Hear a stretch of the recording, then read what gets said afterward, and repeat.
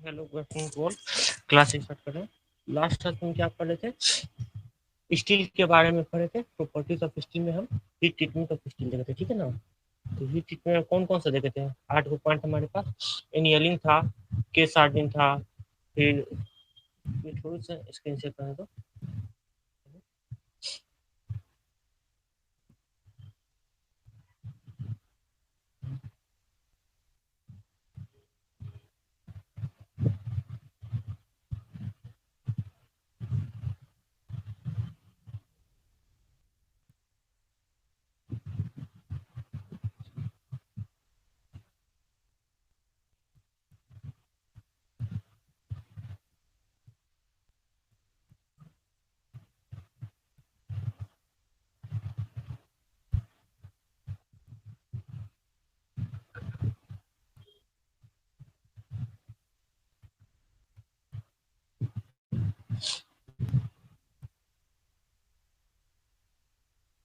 पहले स्टील के बारे में। स्टील का प्रॉपर्टीज क्या है? कार्बन परसेंटेज जो होता है कास्ट आयरन और रॉट आयरन के बीच में रहता है, ठीक है ना। इसका value होता है कितना? 125 से लेकर 1.15%, ठीक है। 125 से 1.15% रिवाइज कराते हैं, ठीक है। तो कास्ट आयरन और स्टील में क्या डिफरेंस है? कास्ट आयरन में जो होता है फ्री ग्रेफाइट में जो है हमारा फ्री ग्रेफाइट एटम प्रेजेंट नहीं रहता, ठीक है। Free graphite indicate that material cast iron, ठीक है। इसमें free graphite in the composition it is said to be steel. कोई भी फ्री ग्रेफाइट अगर नहीं है हमारे पास, कार्बन परसेंटेज 0.25 से लेके, ठीक है, 0.25 से लेके 1.5% तक है, तो हमारे पास जो कार्बन होता है आयरन के साथ टोटली फ्यूज कर जाता है, ठीक है। वहाँ पे कोई फ्री कार्बन एटम्स नहीं रहता है। उसी तरह से अगर हम स्टील और रॉट आयरन के बीच में देखेंगे, ठीक है, स्टील और रॉट आयरन में क्या है डिफरेंस? अगर ये डिफरेंस कैसे बता सकते हैं कि स्टील एक wrought iron? If a drop of nitric acid is placed on the steel, ठीक, नाइट्रिक एसिड का कोई ड्रॉप देते हैं तो स्टील जो हमारा डार्क ग्रे स्टेन प्रोड्यूस करेगा in the presence of 5% of carbon. और जो रॉट आयरन है वो हमारा stain will not be appreciable. Steel में जो दाग बनता है नाइट्रिक एसिड के कारण जो दाग बनेगा वो ज्यादा गहरा होगा स्टील के केस में। मैन्युफैक्चरिंग प्रोसेस हम पढ़ चुके हैं। December process. डिसेंबर प्रोसेस में क्या होता है? दो तरीका का होता है, ठीक है। एक होता है एसिडिक लाइनिंग होता है हमारा, और बेसिक लाइनिंग होता है। देख लो ये बेसिमर फ्लास्क है, ठीक है ना। बेसिमर फ्लास्क है, एसिडिक लाइनिंग होता है। एसिडिक लाइनिंग में हम क्या करते हैं? जो लाइनिंग मटेरियल होता है जिसे जो परत चढ़ाते हैं इनसाइड वॉल्स में, इनसाइड वॉल्स में जो हम लाइनिंग चढ़ाते हैं वो एसिडिक मटेरियल टाइप का होता है जो कि क्लियर क्वार्ट्ज का होता है, ठीक है। और जो बेसिक लाइनिंग होता है वो बेसिक मटेरियल होता है, ठीक है। बेसिक लाइनिंग में कौन कौन सा होता है? लाइम और मैग्नीशिया होता है।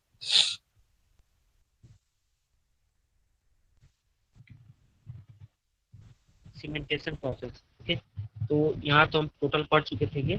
दिसंबर प्रोसेस में क्या करते थे? दिसंबर प्रोसेस में क्या करते थे कि हॉट एयर पास कराते थे, ठीक है, हॉट एयर पास कराते थे। और जब एक्सेसिव, इसमें क्या होता है कि मेनली हम क्या करते हैं मोल्टेन आयरन के जो हमारा मोल्टेन आयरन है उसको ऑक्सीडाइज कराते हैं हम, ठीक है।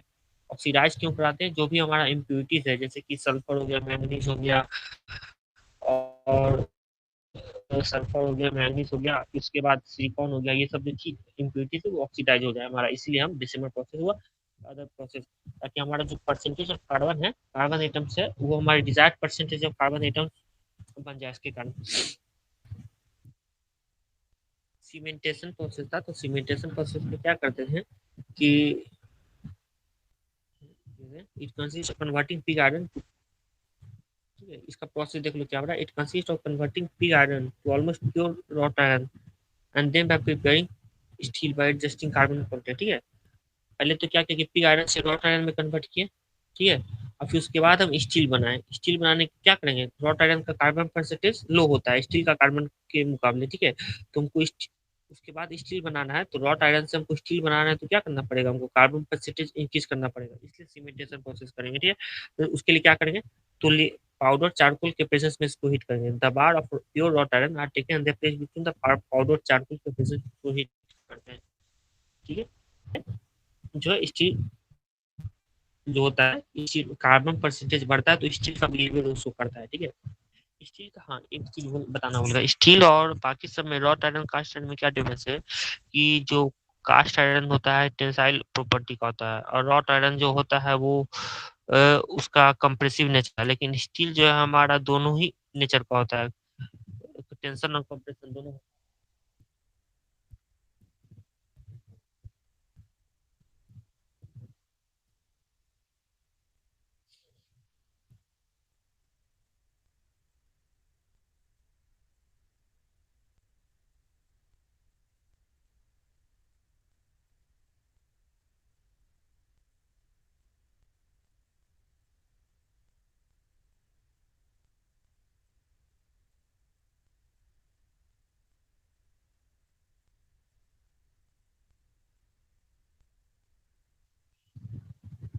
हेलो।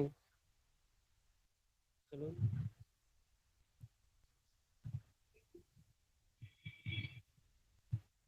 ठीक है, तो अभी हम रिवीजन क्लासेस चला रहे हैं, ठीक है। तो क्रूसिबल प्रोसेस था, शॉर्ट में देख लेते हैं। क्रूसिबल पे स्टील था, ड्यूप्लेक्स स्टील था। ड्यूप्लेक्स स्टील में क्या कहते हैं, जो पहला दो दो ड्यूप्लेक्स मतलब दो प्रोसेस होना है इसमें, ठीक है। तो एसिडिक बेसिमर प्रोसेस किए थे और बेसिक ओपन हार्थ प्रोसेस किए थे। पहले तो इस बेसिमर प्रोसेस में हम एसिडिक वाला ट्रीटमेंट दिए थे, फिर इसका ओपन हार्थ में किए थे, ठीक है। तो हमारा पहला प्रोसेस में कौन कौन चीज ऑक्सीडाइज हुआ था, सिलिकॉन एंड कार्बन एलिमिनेट। दूसरा वाले में जो बेसिक वाला किए थे, दूसरा वाले में सल्फर एंड फास्फोरस ऑक्सीडाइज हुआ था। उसी को तरह हम फर्दर ट्रिप्लेक्स प्रोसेस भी बना सकते थे। ट्रिप्लेक्स प्रोसेस में क्या करते हैं, एसिडिक एसिडिक था, ये वाला देख लो एसिडिक है, बेसिक है। उसका ट्रिप्लेक्स में तीसरा प्रोसेस क्या डाल सकते थे, इलेक्ट्रिक प्रोसेस डाल सकते थे, ठीक है। ठीक है ना। ट्रिप्लेक्स प्रोसेस में क्या करते हैं, ट्रिप्लेक्स प्रोसेस में इलेक्ट्रिक फर्नेस, ठीक है। तो अब देखो पांचवा प्रोसेस हमारा था मैन्युफैक्चर में स्टील का। स्टील में electric process, electric process generally हम इस्तेमाल नहीं करते हैं। क्यों नहीं इस्तेमाल करते हैं, क्योंकि इसमें एनर्जी कंजम्पशन ज्यादा है और प्रोडक्शन ऑफ स्टील जो है हमारा उतना क्वांटिटी में नहीं होता है। देखो 100 से 150 किलो न्यूटन ही होता है।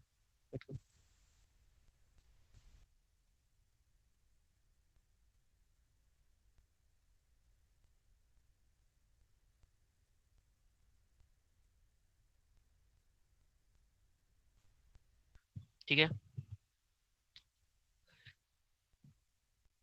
वेट करो ये हैंग कर गया क्या।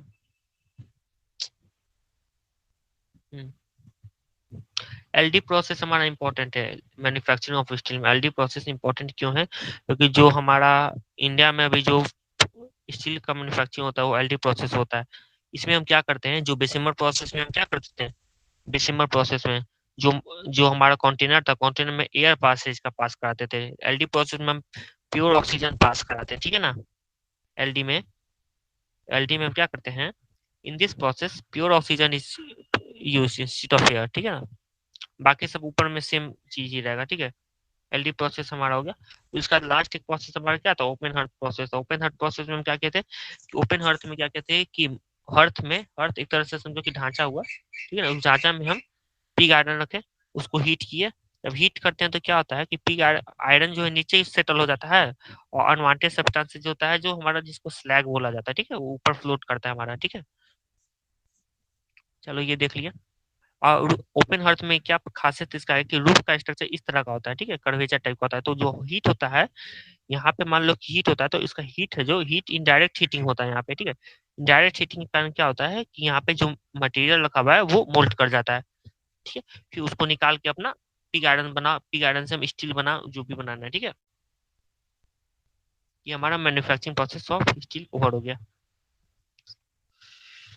अब यूजेस ऑफ स्टील में हम तो पढ़े थे, तीन तरीके का स्टील है, माइल्ड स्टील है, medium carbon and high carbon, ठीक है। तो माइल्ड स्टील में जैसे कि कार्बन परसेंटेज कम होता है, जैसे जैसे कार्बन परसेंटेज बढ़ते जाएगा, ठीक है, कार्बन परसेंटेज बढ़ेगा तो उसका मटेरियल का जो ब्रिटलनेस है बढ़ेगा, ठीक है, मटेरियल का स्ट्रेंथ बढ़ता है। कार्बन परसेंटेज बढ़ता है तो टफन हो जाता है मटेरियल, ठीक है।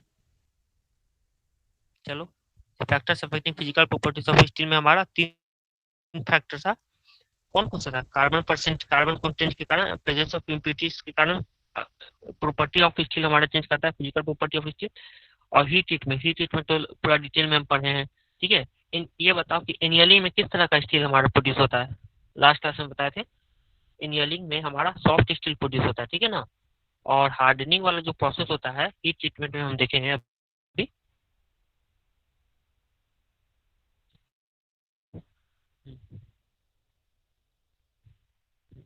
ये जो आर्ट प्रोसेस है हमारा, आर्ट को, ठीक है ना, इसमें एनियलिंग में सॉफ्ट सॉफ्ट होता है, केस हार्डनिंग में क्या होता है कि आउटर कवर हमारा हार्डन हो जाता है, इनर कवर थोड़ा सॉफ्टन रहता है। सीमेंटिंग में भी वही चीज होता है, सीमेंटिंग साइनाइडिंग होता है। सीमेंटिंग में हम क्या करते हैं, सीमेंटिंग वाला में एक इंपॉर्टेंट बताए थे।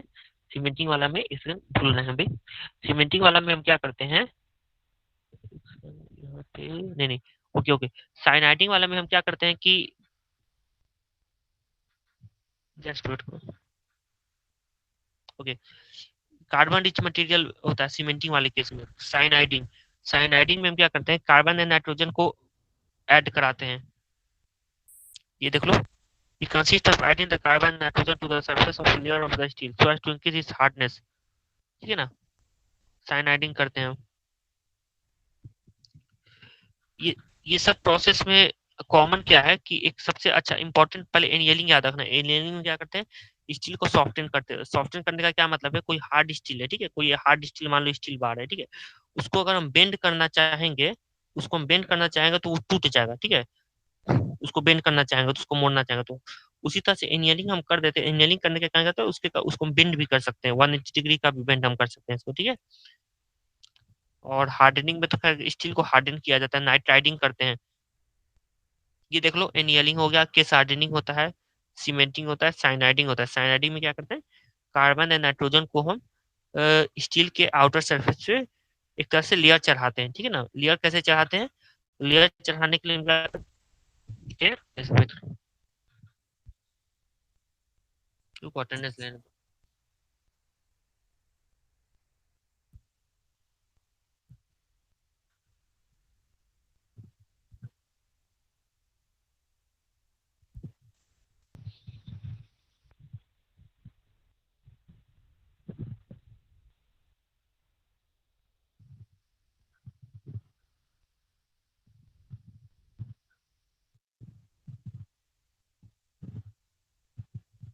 देखो यहाँ पे हम जो साइनाइडिंग बता रहे हैं, इसमें क्या करते हैं हम, it consist of adding carbon and nitrogen to the surface of the medium और surface surface of the steel. Steel के सरफेस पर कार्बन एंड नाइट्रोजन को क्यों चढ़ाते हैं, क्योंकि ये है जो हमारा इंक्रीज कर देता है hardness, wear resistance and fatigue limit. Hardness किसको कहते हैं, हार्डनेस उसको बोलते हैं जो कि कोई चीज अगर, कोई हार्डनेस का मतलब क्या हो गया कि तुम्हारा कोई चीज को पे, कोई अगर मान लो कि कोई मटेरियल है, उसका हार्डनेस देखना है, ठीक है। अगर कोई चीज उस पर गिरता है तो उस पर कोई दाग छोड़ता है कि नहीं छोड़ता है, ठीक है। इस तरह से कोई इंडेंटेशन छोड़ता है कि नहीं, मार्क, कोई मार्क छोड़ता है कि नहीं, ठीक है। फेटिक किसको कहते हैं, फेटिक कहते हैं वो ऐसा लिमिट को जो कि रिवर्सल ऑफ स्ट्रेसेस करते हैं, ठीक है। रिवर्सल ऑफ स्ट्रेसेस करने का मतलब है टेंसाइल स्ट्रेस हो गया, कंप्रेसिव स्ट्रेस हो गया, उसके कारण वो मटेरियल फेल नहीं करे, ठीक है। देख लो, साइनाइड में क्या होता है, थिकनेस ऑफ अबाउट 0.075 से 1 mm तक हमारा लेयर चढ़ जाता है, ठीक है। Atomic carbon is fused, atomic carbon is diffused into the steel. ये सब तो लास्ट क्लास में बताए थे, हम फिर से बताते रहे। अब हार्डनिंग देख लो, हार्डनिंग में क्या बताए थे, हार्डनिंग में उल्टा प्रोसेस है एनियलिंग का। एनियलिंग में हम स्टील को सॉफ्ट करते हैं, हार्डनिंग में स्टील को हार्ड किया जाता है। कैसे हार्ड करेंगे, तो हार्ड करने के लिए हम क्या करते हैं कि उसमें सबसे पहले तो जो प्रोसेस हमारा एनियलिंग में था, एनियलिंग में हम क्या करते थे, एनियलिंग में कार्बन परसेंटेज को डिजायर्ड लेवल तक बढ़ाने के लिए हम क्या करते थे, उसको हीट कर देते हैं, ठीक है। हीट कर देते हैं फिर ठंडा कर देते हैं, ठीक है। हीटिंग एंड कूलिंग, उसी को हीटिंग एंड कूलिंग प्रोसेस को क्वेंचिंग कहा जाता है। क्वेंचिंग किसको कहते हैं, ये देख लो, such a control rate of cooling is called quenching. Quenching होता है कंट्रोल रेट ऑफ कूलिंग को, ठीक है ना। तो हमारा हार्डनिंग में क्या हो गया कि स्टील को हार्डन किया जाता है, जो प्रोसेस होता है हार्डनिंग का, सेम प्रोसेस होता है जो एनियलिंग का प्रोसेस होता है। एयर हो गया, मोल्टन साल्ट हो गया। कैसे कैसे क्विंचिंग कर, कैसे कैसे ठंडा कर सकते हैं, हवा में छोड़ देंगे तो ठंडा हो जाएगा, मोल्टन साल्ट्स में छोड़ देंगे तो ठंडा हो जाएगा, ठीक है। ऑयल में छोड़ देंगे तो ऑयल में बस एक डिसएडवांटेज क्या रहता है, लास्ट क्लास में बताए थे, जो हमारा होता है सेकंड पॉइंट पढ़ो बी वाला। तो ऑयल पोसेस हाई इन्फ्लेमेबिलिटी, कोई भी चीज को ठंडा करना है तो गर्म, मान लो लोहा के रॉड को, स्टील के रॉड को लेके तुम स्टील के रॉड को, स्टील के कुप्पी आयरन को लेके तुम ऑयल में अगर ठंडा करना चाहते हो, उसका मीडियम ऑफ फायर कैचिंग का चांस ज्यादा रहता है,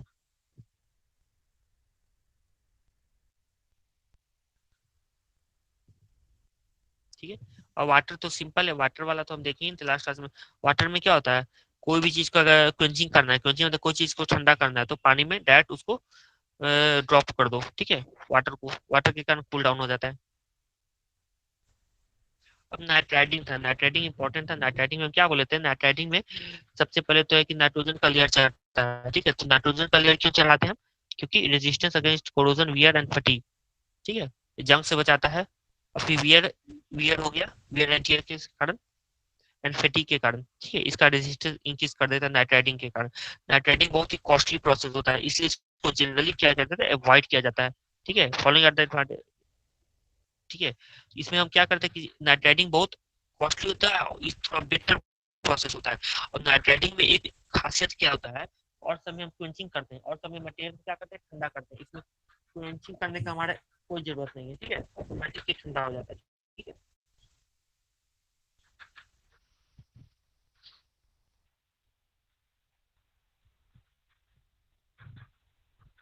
नाइट राइडिंग में क्या बोले थे हम, the process of saturating the surface layer with nitrogen by heating, ठीक है। नाइट्रोजन के प्रेजेंस में, अमोनिया के प्रेजेंस में एक्चुअली क्या करते हैं, अमोनिया के प्रेजेंस में स्टील को हीट करते हैं। तो उसके कारण क्या होता है कि उस टेम्परेचर पे कितना टेम्परेचर रहता है, इससे टेम्परेचर शायद दिया है 480 से 650 डिग्री सेल्सियस तक in an atmosphere of ammonia, ammonia के प्रेजेंस में हीट करते हैं। तो कितना का लेयर चढ़ता है, बहुत ही कम लेयर चढ़ता है। कितना लेयर चढ़ता है, 0.1 से लेकर 1 mm तक, 0.01 से लेकर 1 mm तक हमारा नाइट्रोजन का लेयर हमारे स्टील पे चढ़ता है, ठीक है। तो कोटिंग हो जाता है, नाइट्रोजन कोटिंग। फाइनली क्या निकलता है हमारा, ये देख लो, एटमॉस्फेरिक नाइट्रोजन इज दस found diffuses into the iron. Nitrogen nitrating किसमें करते हैं, मीडियम कार्बन स्टील में, ठीक है ना। नॉर्मलाइजिंग था, नॉर्मलाइजिंग में हम क्या करते थे, नॉर्मलाइजिंग में हम क्या करते हैं कि जो क्रिटिकल टेम्परेचर है, ठीक है, उसके एबव हीट करते हैं उसको, कुछ देर के लिए हीट करते हैं, फिर उसको कूल कर देते हैं, ठीक है। तो उसको कूल करने के बाद क्या होता है कि उसका जो प्रॉपर्टी होता है वो चेंज कर जाता है, ठीक है, नॉर्मलाइजिंग में। The object in this process is to restore the steel structures to the normal condition at is object when the structure of history is seriously disturbed for any reason, ठीक है। Normalising कैसे करते हैं, steel is heated to about to a point of 40 to 50 degree Celsius above its upper critical temperature. Critical temperature कहते हैं जिस temperature पे हमारा मटेरियल हीट करना चालू करते हैं, ठीक है। तो यहाँ पे देख लो, फर्स्ट में आ दिया है रेंज ऑफ इनियलिंग टेम्परेचर, एक क्रिटिकल टेम्परेचर हो गया, ठीक है ना। जैसे कि देख लो, कार्बन परसेंटेज, अगर हमारा कार्बन परसेंटेज पे डिपेंड करता है कि कितना हमारा क्रिटिकल टेम्परेचर रहेगा, ठीक है। 0.05 से लेकर 1% तक कार्बन है हमारा, तो क्रिटिकल टेम्परेचर हमारा 788 से 815 रहेगा, ठीक है ना। इस टेम्परेचर से एबव हीट करते हैं, इस टेम्परेचर पे नहीं हीट करते हैं। एनियलिंग में हम क्या करते हैं, इस टेम्परेचर पे हीट करते हैं, ठीक है, क्रिटिकल टेम्परेचर पे हीट करते हैं। Nitriding, sorry, normalising 50 degree Celsius के ऊपर हीट करते हैं, ठीक है।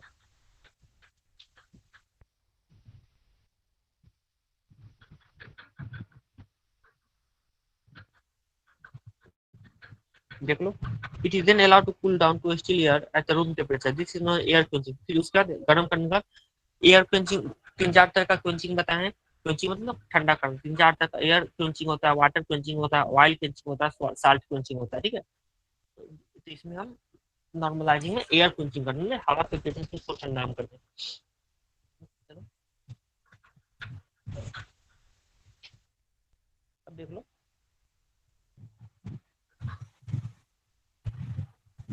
ठीक है। तो नॉर्मलाइजिंग करने में हमें क्या फायदा है, नॉर्मलाइजिंग क्या होता है कि जो क्रिटिकल टेम्परेचर है उस 40 डिग्री सेल्सियस से ऊपर उसको हीट कर देते हैं, ठीक है। तो उसके बाद उसको गर्म ठंडा करने के लिए हवा में छोड़ देते हैं, ठीक है। नॉर्मलाइजिंग करने से क्या फायदा है, मैकेनिकल प्रॉपर्टीज पढ़ो।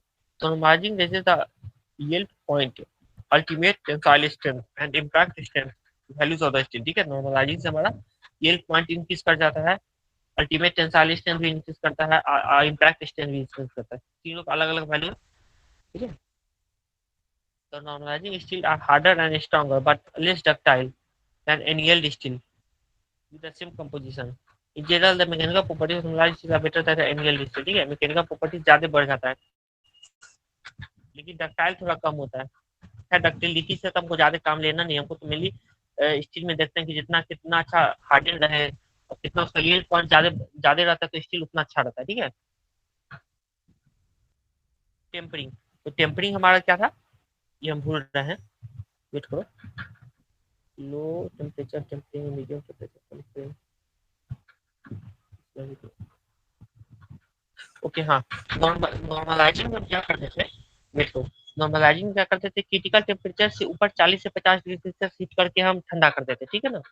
टेम्परिंग में उल्टा करते हैं, टेम्परिंग में क्या करते हैं, क्रिटिकल टेम्परेचर से बिलो हीट करते हैं, फिर ठंडा करते हैं, फिर हीट करते हैं, फिर ठंडा करते हैं, ठीक है। जैसा अगर हमको अच्छा रिक्वायरमेंट चाहिए तो ठंडा गरम गरम ठंडा यही करते हैं, ठीक है ना। इस तरह से करते हैं। टेम्परिंग में क्या करते हैं, क्रिटिकल टेम्परेचर से बिलो हीट किया जाता है, ठीक है। तो इसमें देख लो, इस process is applied to the steel which are treated with hardened process. Tempering में क्या होता है कि जो हार्डेंड स्टील रहता है, हार्डेंड स्टील उसको हम टेम्परिंग करते हैं। क्यों हार्डेंड स्टील को टेम्परिंग करते हैं, कोई हार्डेंड स्टील है, बहुत हार्डेंड हो गया, हार्डेंड मतलब कि वो थोड़ा ब्रिटल बिहेवियर हो गया, तो उसमें क्या होता है, स्ट्रेस स्ट्रेस कॉन्सेंट्रेशन उस स्टील में जनरेट हो जाता है, ठीक है। अगर उसको बेंड करेंगे तो वो जल्दी ब्रेक कर जाएगा, ठीक है। इसलिए हम उस वैसे स्टील को क्या करते हैं, क्रिटिकल टेम्परेचर से बिलो हीट करते हैं। इसमें इंपॉर्टेंट एक पॉइंट है, बिलो हीट किया जाता है टेम्परिंग में, ठीक है। This process is applied to the steel which are treated with a hardened process. The hardened steel is in a stress condition and very brittle and cannot be used for the practical purposes. ठीक है। The steel after hardening must be tempered to achieve the following objective. ठीक है, to improve the ductility, strength and roughness. Harden steel में क्या रहता है, हमारा ductility कम हो जाता है, तो टेम्परी में हमारा इम्प्रूव करते हैं। उसी हिसाब से रिलीज इंटरनल स्ट्रेस हो रहा है, रिड्यूस द ब्रिटलनेस हो गया। एक ही पॉइंट को अलग अलग पार्टिसिपेट किया हुआ है, ठीक है। प्रोसेस क्या है हमारा, तीन तीन स्टेप में है। पहले तो गर्म करेंगे, कैसे कैसे गर्म करेंगे, बिलो द क्रिटिकल टेम्परेचर, ये देख लो ग्रीन मार्क से मार्क किया, बिलो द क्रिटिकल टेम्परेचर हम इसको हीट करते हैं। कोई टेम्परेचर हुआ जिसका आगे क्रिटिकल टेम्परेचर, उसको कहते हैं कि जिसके मटेरियल जो मोल्टिंग करना चालू कर दे, ठीक है ना, उसके बिलो हीट करते हैं उसको, ठीक है। The article after being quenched in the harden process, पहला पॉइंट करो, after being reheated to a suitable temperature, the temperature should be below the critical temperature. The temperature is maintained for a certain period. The duration depends upon the quality of the steel required and the composition of the steel. किस तरह का quality चाहिए, तो अच्छा quality चाहिए तो ज्यादा देर तक सर्टेन पीरियड ऑफ जो हीटिंग हमारा ज्यादा हो जाएगा, ज्यादा देर तक हीट करेंगे, फिर उसके बाद उसको ठंडा करने के लिए हवा में छोड़ देंगे। तीन तीन तरीका से टेम्परिंग होता है, लो टेम्परेचर टेम्परिंग होता है, मीडियम टेम्परेचर, हाई टेम्परेचर। हमारा अभी क्रिटिकल टेम्परेचर क्या है, क्रिटिकल टेम्परेचर हमारा 7.5 788 डिग्री सेल्सियस के ऊपर ही रहता है, ठीक है। ये सब में देखो, बाकी सब ये सब लो टेम्परेचर ही है, ये सब से लेकर 200 डिग्री सेल्सियस पे है, और मीडियम में हमारा 350 से 400 है, और फिर हाई में 500 से 650 है। यहाँ तक लास्ट क्लास में हम पढ़ाए थे, अभी तक रिवीजन बता रहे थे, ठीक है ना। अब चलो, अब एक चीज देखते हैं, मार्केट फॉर्म्स ऑफ स्टील। अभी तक यहाँ में किसी को कुछ डाउट है तो पूछो आप। हेलो, ठीक है। तो मार्केट फॉर्म्स ऑफ स्टील पढ़ा रहे हैं, अब नया टॉपिक अभी से sir. Market forms of steel में मेनली डिपेंड करता है कि मार्केट में स्टील तो मैन्युफैक्चर हम साइट पे करते नहीं है, वो तो मार्केट से ही आता है, ठीक है। तो सबसे पहले एंगल हो गया, चैनल हो गया, इसके शेप पे है, एंगल सेक्शन हो गया, चैनल एंगल सेक्शन हो गया, एल शेप का हो गया एंगल, ठीक है। चैनल सेक्शन हो गया, इस तरह से चैनल बना रहेगा, ठीक है। कोरुगेटेड शीट्स हो गया, कोरुगेटेड शीट्स होता है जाली टाइप का, जो जाली लगा रहता है, कभी देखोगे कि एल्यूमिनियम फ्रेम के आगे जाली लगा रहता है, खिड़की के विंडो के आगे, तो कोरुगेटेड शीट्स हो गया, एक्सपेंडेड मेटल, नहीं sorry sorry, corrugated sheet colour बोल, कोरुगेटेड शीट्स होता है इस तरह से, देखते हो स्टील का कोई शीट बना रहता है, कर्वेचर टाइप का बना रहता है, या इस तरह का बना रहता है स्टील स्टील, जो रूफ छत पे हम लगाते हैं, ठीक है, इस तरह से, उसको कोरुगेटेड शीट्स बोला जाता है। एक्सपेंडेड शीट्स होता है उस जाली टाइप का बना रहता है, ठीक है। टी सेक्शन होता है, वो तो होगा किस नाम से समझ आ रहा है, टी शेप का बना रहा हो, आई सेक्शन में आई शेप का बना रहा हो। प्लेट हो गया, स्टील का प्लेट हम लोग यूज करते हैं, स्टील डिजाइन में पढ़ेंगे, गसेट प्लेट यूज किया जाता है, ठीक है, गसेट प्लेट होता है, उसी तरह से गसेट प्लेट होता है। H Y H T bars होता है, H Y H T bars में क्या करते हैं, आगे पढ़ लेंगे पैराग्राफ में। तो हाई येल्ड स्ट्रेंथ होता है, येल्ड स्ट्रेंथ मतलब उसका येल्ड स्ट्रेंथ बहुत ज्यादा हो जाता है, वो एक्चुअली क्या होता है कि हम लोग H Y H D bars generally building material में यूज करते हैं, क्योंकि इसका येल्ड स्ट्रेंथ जिसका भी बहुत ज्यादा होता है उसको बहुत अच्छा माना जाता है। और इसमें रिब्ड क्यों है, रिब्ड मतलब है थोड़ा सा, देखोगे कि ग्रुप टाइप का इस तरह से बना रहता है, ठीक है ना, इस तरह से ग्रुप टाइप तो बना रखा है, तो HYSD बार्स होता है, ठीक है। और राउंड बार्स हो गया जिसमें राउंड बना हो, शेप के, स्क्वायर बार्स स्क्वायर हो गया, ठीक है। फ्लैट बार्स हो गया, फ्लैट टाइप का बना हो, फ्लैट टाइप का बना रहता है, जो लोहा का गेट में हम बना रहता है ना फ्लैट बार्स, ठीक है, लोहा का गेट में।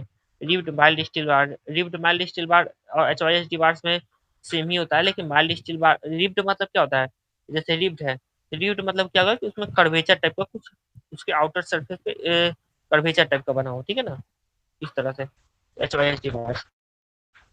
तो mild steel bar, ribbed mild steel bar use नहीं करते, बस इस तरह से फॉर्म है माइल्ड स्टील बार का। TMT बार होता है थर्मो मैकेनिकली हीटेड बार, TMT बार से होता है, उसको क्या होता है कि उसमें हम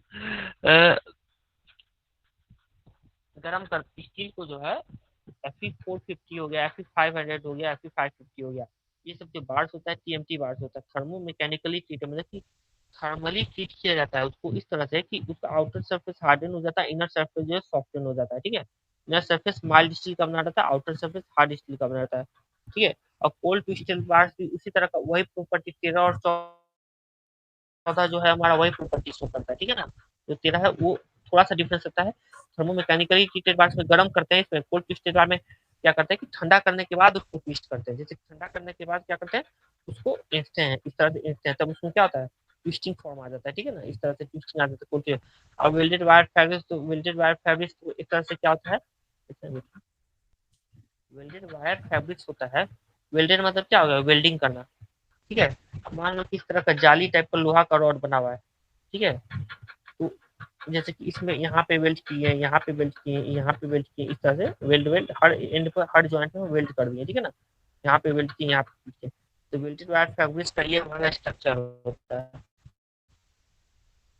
ठीक है। वेल्डेड वायर फैब्रिक कहाँ यूज करते हैं, कहीं भी डैम बनाना है, ठीक है, तो वहाँ डैम बनाना है, तो जो डाउन स्ट्रीम साइड में हम सीपेज का लॉसेस को, सॉरी, पढ़ेंगे सॉइल मैकेनिक्स में, वहाँ पे पढ़ते हैं कि क्विक साइड के फिनोमेनन को हम कम करने के लिए वहाँ पे वेल्डेड वायर फैब्रिक्स का इस्तेमाल किया जाता है, ठीक है ना।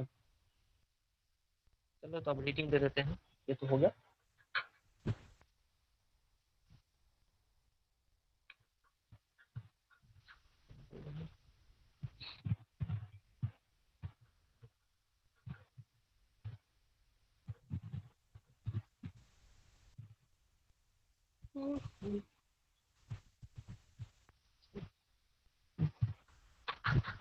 ठीक है, तो इसमें ओवरऑल तो समझ ही गए होंगे types of market concept steel हमारा। तो सबसे पहले एंगल सेक्शन से, एंगल सेक्शन में हमारा आता है दो तरीका का एंगल,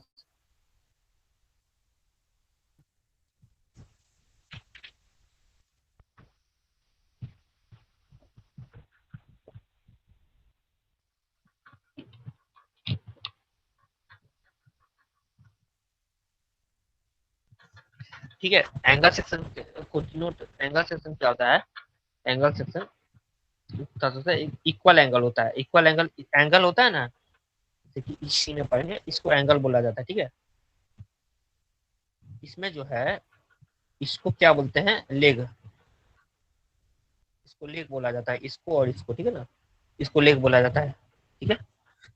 अगर मान लो कि हमारा, ठीक है, ये, और फिर इसके बाद थिकनेस जो होता है हमारा, इस तरह से मान लो कि टी थिकनेस का मेंबर हुआ, ठीक है ना, टी थिकनेस का मेंबर हुआ, ठीक है। और तो कुछ, ठीक है।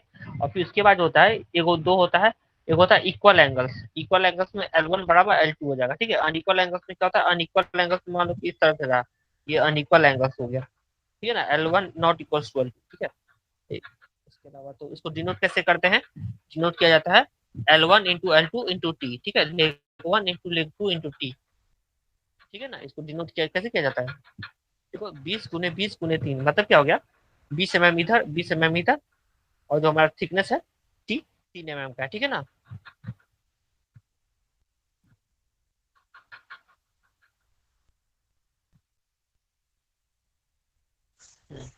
चलो, एंगल सेक्शन बोल रहे थे, द एंगल सेक्शन पे भी ऑफ इक्वल एंगल्स एंड और unequal angles as shown in figure, वो दिखा देंगे। The equal angle sections are available in the sizes varying from 20 mm into 20 mm into 3 और 200 mm into 200 mm into 3, the corresponding weights per metre, ये तो standard है, वो तो रटने वाला चीज नहीं है।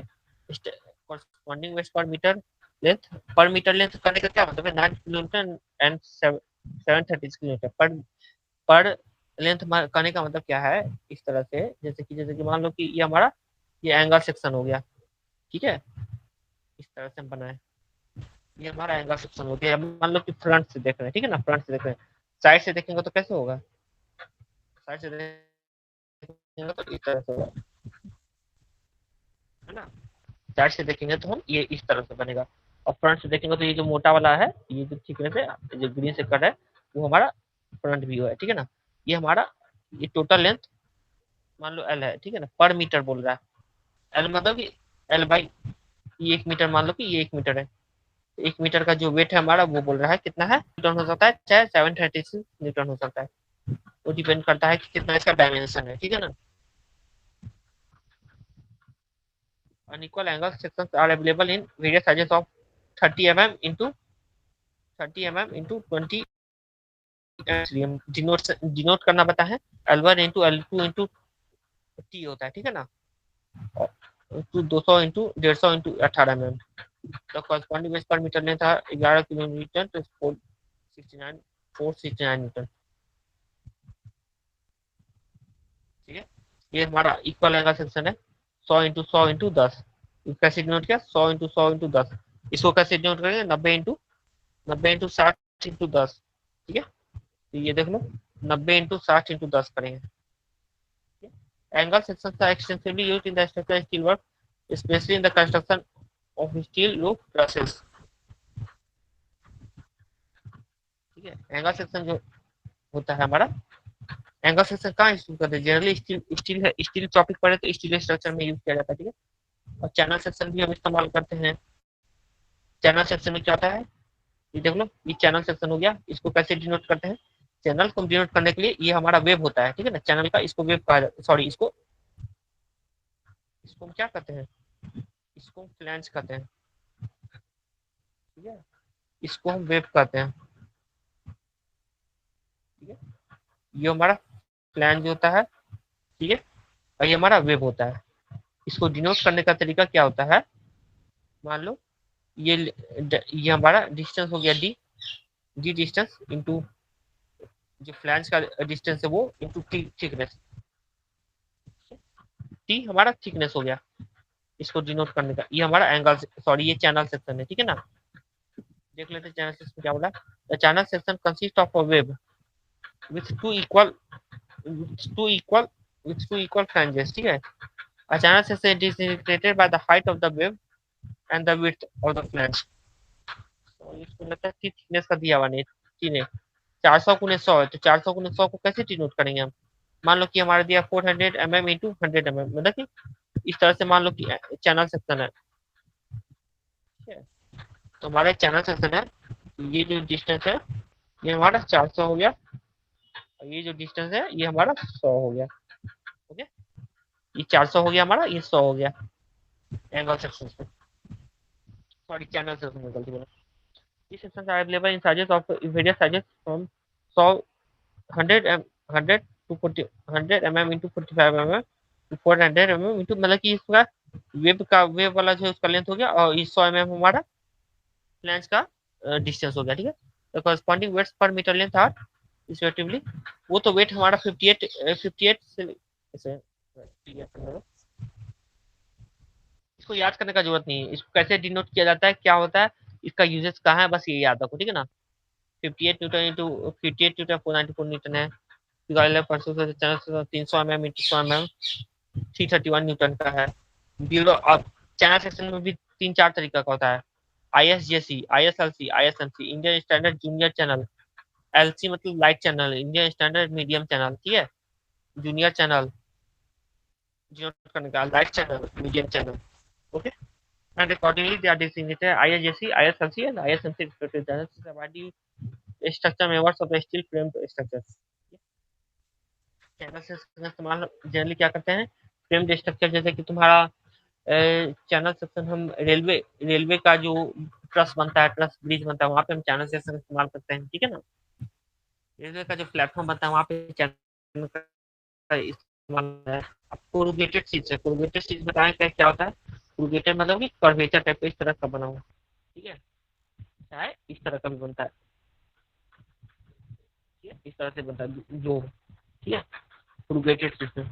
कोरुगेटेड सिस्टम क्या करते हैं, these are formed by passing steel sheets to the groups, groups मतलब इस तरह से ग्रुप्स बना, ठीक है, these groups bend and press steel sheets and corrugations are formed on the sheets, corrugations are formed. These corrugated sheets are usually galvanized and they are referred to as galvanized iron or GI sheets, ठीक है। This is widely used for the roof covering, इसका तो ज्यादातर इस्तेमाल छत ढकने के लिए आता है, ठीक है, रूफ कवरिंग में आता है। एक्सपेंडेड मेटल, एक्सपेंडेड मेटल क्या होता है, ये देख लो, फिगर दिखा देते हैं।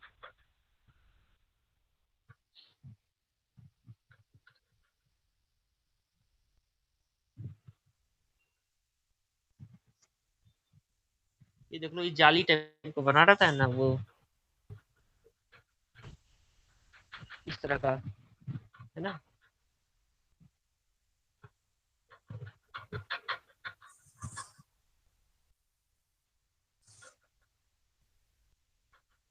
ठीक है, इस तरह का जाली टाइप का बना रहता है जो अक्सर यूज किया जाता है, ठीक है, एक्सपेंडेड मेटल हो जाइए। मतलब क्या होगा कि इसमें हम कंप्रेस करके आपस में वेल्डिंग करते हैं, ठीक है ना, एक्सपेंडेड मेटल में। इस form of steel is available in different shapes and size, उस शेप किसी भी तरह का हो सकता है। अभी जो दिखाया था वो तुम्हारा रोम्बस शेप का था, ठीक है, स्क्वायर शेप का भी हो सकता है, जैसा भी शेप हो, in different shape and sizes, figures of the plane expanded metal, it is prepared from the sheets of the mild steel which are,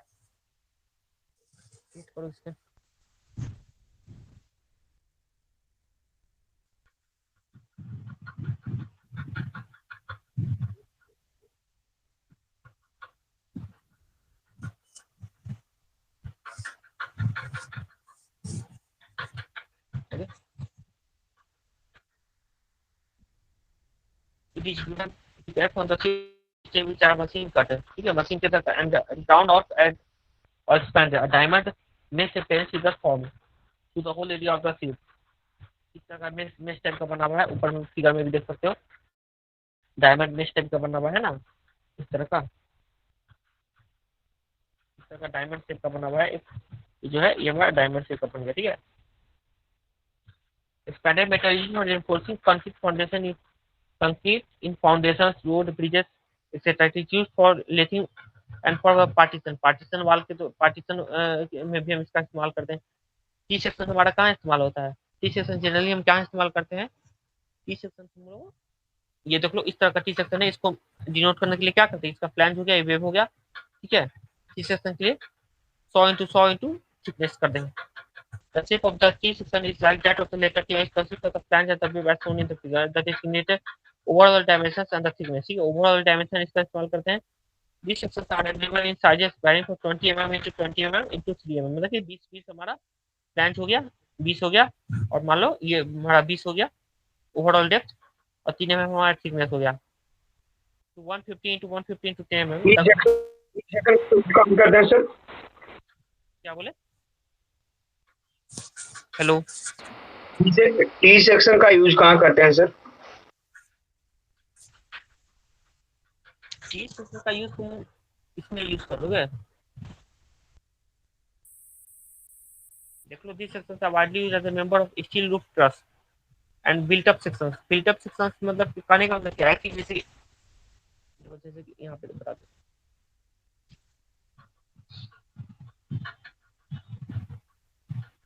जैसे कि कोई एक, ये देखो, ठीक है, कोई एक मेंबर है, ठीक है, इसमें हमको इसमें हमको एक रूफ टाइप को बनाना है, ठीक है, रूफ टाइप को बनाना, तो यहाँ पे चाहे तो एंगल सेक्शन कनेक्ट करते हैं, ठीक है, एंगल सेक्शन कनेक्ट करते हैं, और नहीं तो हम क्या करते हैं, कभी कभी टी सेक्शन भी कनेक्ट कर देते हैं, टी सेक्शन में, सॉरी,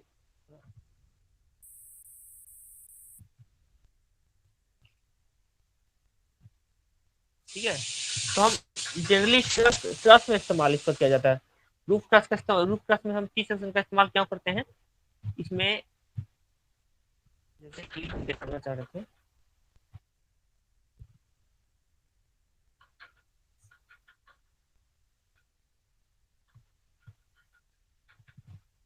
मान लो ये हमारा रूफ है, ठीक है, इस रूफ पे अगर इसको इस रूफ में हमको कुछ हॉरिजॉन्टली अगर पैसेज इंडस्ट्रियल रूफ है, ठीक है, इंडस्ट्रियल रूफ है, ठीक है, इस तरह से बनाना है तो हमको क्या करना है कि टी सेक्शन अगर दे देंगे तो यहाँ पे अगर कोई चीज अगर ये करना है, हैंग करना है, तो यहाँ पे टी सेक्शन का इस्तेमाल करके यहाँ पे हम यहाँ पे टैग बोल्ट देते हैं, यहाँ पे टैग बोल्टिंग कर देते हैं, और यहाँ पे जैसे कि टी सेक्शन हमारा बन गया, और फिर इस पे अगर कोई हैंग करना है तो कुछ हैंग कर देंगे, प्लस में इस्तेमाल किए इसमें, ठीक है ना।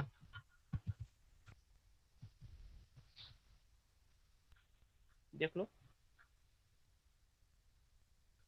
टी सेक्शन होता है that is special T section with unequal sides.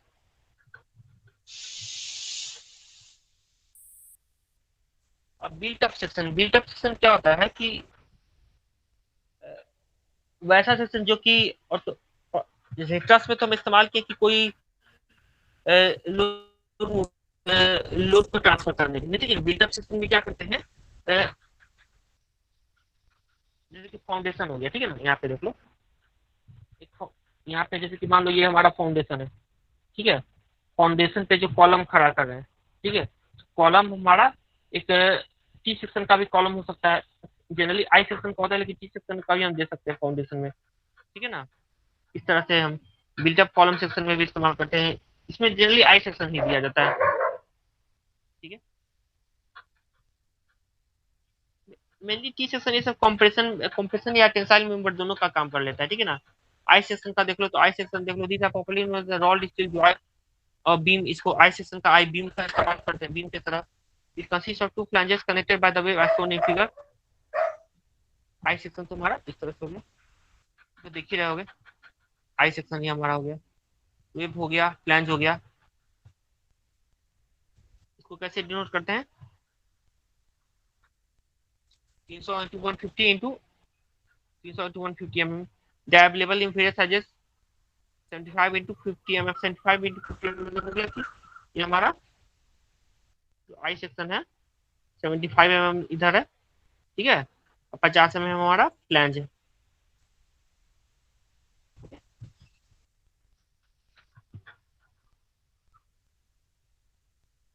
देख लो, जैसे हमारा चैनल सेक्शन में आई एस जे भी था, तो वहाँ पे यहाँ पे इसी तरह से हमारा तीसरा पैराग्राफ में देखो क्या है, bureau of Indian standards has specified I section into the junior beam हो गया, लाइट बीम हो गया, मीडियम बीम्स हो गया, वाइड फ्लैंज बीम्स हो गया, heavy beams, and they are designated accordingly as ISJB, ISLB, ISMB, ISWB, ठीक है।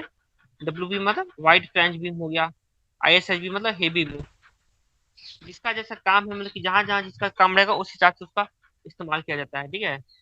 आरएस में तो रोल्ड स्टील होता है, ठीक है ना, रोल्ड स्टील यहाँ पे पढ़े थे, रोल्ड स्टील जॉइस्ट करते हैं। Rolled steel joist are economical in material and they are suitable for the floor beams, कि जहाँ से पीछे से इस्तेमाल करते हैं वैसे यहाँ पे करते हैं, फ्लोर बीम में इस्तेमाल करते हैं, लिंटल्स में इस्तेमाल करते हैं आई सेक्शन का, और कॉलम्स में इस्तेमाल करते हैं। Economic of the material is achieved by, जैसे कि हमारा रेलवे का जो ट्रैक होता है, ठीक है ना, रेलवे पटरी होता है, वो भी हमारा आई सेक्शन का ही होता है ना, ठीक है। The economy in the material is achieved by concentrating the material into flanges where the bending stresses are maximum। Plates का इस्तेमाल जनरली हम क्या करते हैं कि बिल्ट अप सेक्शन हो गया, चाहे गसेट प्लेट हो गया, ये सब में हम इस्तेमाल करते हैं, ठीक है ना। प्लेट एक सेक्शन जो कि स्टील का एक तरह से प्लेट रहा, ठीक है। The plate sections of steel are available in different sizes है, with the thickness from 5 mm to 50 mm, ठीक है। प्लेट में हम क्या कर सकते हैं, वेल्डिंग करते हैं, रिवेटिंग करते हैं, बोल्टिंग करते हैं, तीनों चीज कर सकते हैं। The corresponding weights per metre square are 392 newton and 3925 newton respectively. They are mainly for the following structure purposes. पहला करा to connect steel beam for the extensive extension of the length, length को बढ़ाना है कोई भी beam के length को, तो हम गसेट प्लेट का इस्तेमाल करते हैं, ठीक है। To serve as the tension member of the steel roof truss, ठीक है, टेंशन मेंबर का भी काम करता है। हमारा टेंशन मेंबर कैसे काम करता है, प्लेट अगर लगा देंगे तो टेंशन मेंबर का काम करेगा, जैसे कि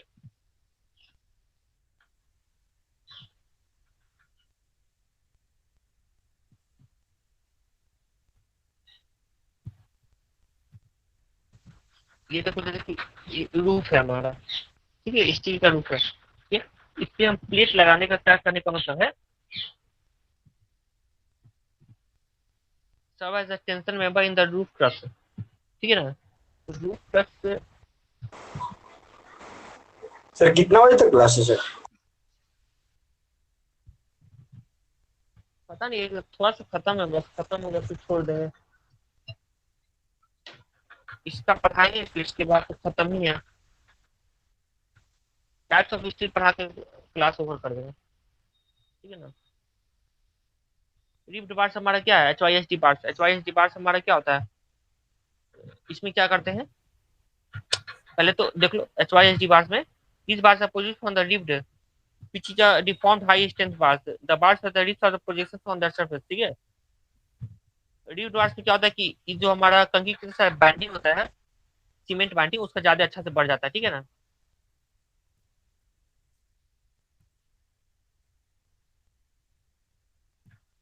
These bars are the ribs of the projections on their surface and they are produced by the control by the cold twisting of the hot rolled bars, ठीक है ना। each bar ये important है तुम्हारा, ये देख लो। each bar is to be twisted individually and it is tested to confirm the common requirement. These bars are called the high yield strength deformed bars. ये rigid bars का कौन कौन सा साइज होता है? 6 mm से लेकर 50 mm डायमीटर तक होता है, ठीक है। तो these bars are used as reinforcement in the concrete as the buildings, bridges, dock and the harbors, ठीक है। जहां भी हमारा स्टील का काम होता है वहां पे बार का इस्तेमाल होता है, तो हम रिजिड बार का इस्तेमाल करते हैं, ठीक है। पहला एडवांटेज क्या है? It is possible to bend. Rigid bars का एक खासियत क्या है? 180 डिग्री इसमें बेंड हम कर सकते हैं, ठीक है ना। 180 डिग्री हम बेंड कर सकते हैं। Possible to bend through the 180 degree without formation of any cracks on the outer surface. Outside surface मान लो कि कोई बार है, इस बार को इस तरह से बेंड करेंगे, ठीक है। तो बेंड करेंगे तो हमारा क्या होगा? आउटर पे बहुत सारा अगर रहेगा तो क्रैक हो जाएगा, ठीक है। रिजिड बार से हम बेंड कर सकते हैं इसमें। एक और खासियत क्या है कि मान लो कि कोई डेवलपमेंट लेंथ हम करते हैं, ठीक है। डेवलपमेंट लेंथ होता है कि कोई भी चीज में कोई वेल्ड करते हैं। मान लो कंक्रीट का ब्लॉक है, कंक्रीट ब्लॉक में कोई जैसे जैसे कि कोई कंक्रीट का ब्लॉक है, कंक्रीट का ब्लॉक है, उसमें हम कितना अंदर हम बार्स को अंदर डालें कि जो फोर्स बनेगा कैंटिलीवर टाइप का जो बनेगा उसके कारण जो बार जो बाहर नहीं आए, ठीक है। उसी को डेवलपमेंट लेंथ कहा जाता है। एलडी होता है, एलडी बराबर होता है कितना? 5 सिग्मा ST/JD करके होता है, ठीक है ना। तो वो फॉर्मूला होता है। तो रिव्ड बार्स में हम जो होता है डेवलपमेंट लेंथ को हम क्या करते हैं जनरली?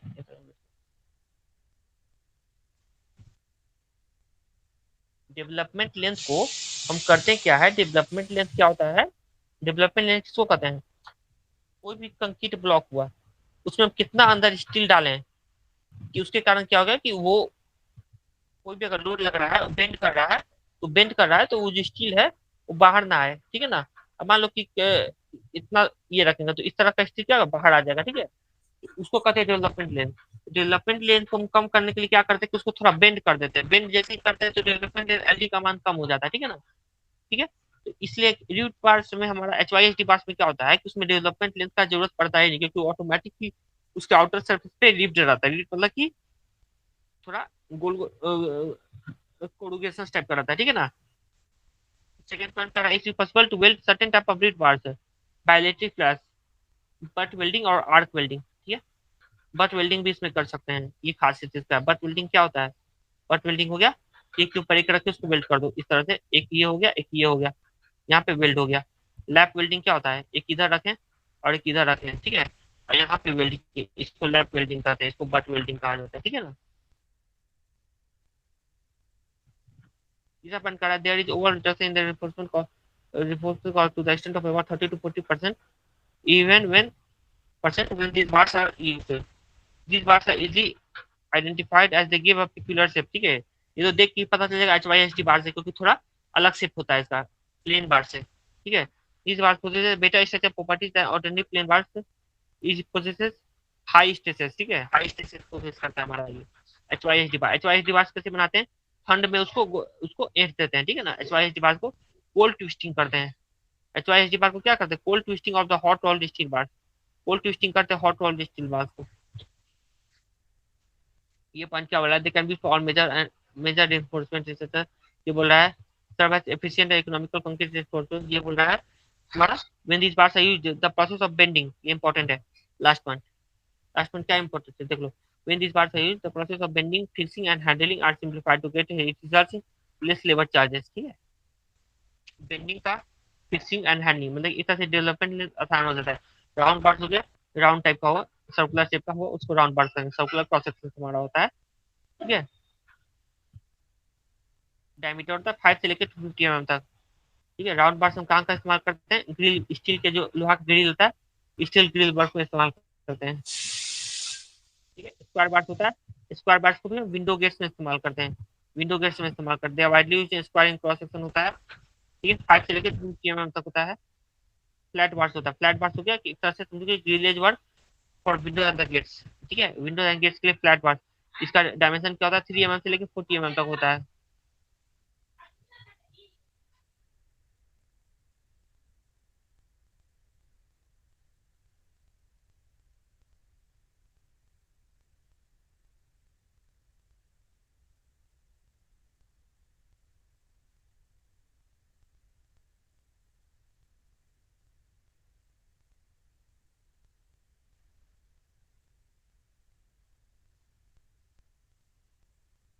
ओके, फ्लैट बार्स क्या हो गया, फ्लैट बार्स क्या हो गया हमारा, फ्लैट बार्स हो गया ग्रिल, ग्रिल में जो फ्लैट बार्स टाइप का बना रहता है स्टील बार्स का, उसको फ्लैट बार्स कहते हैं। ठीक है ना,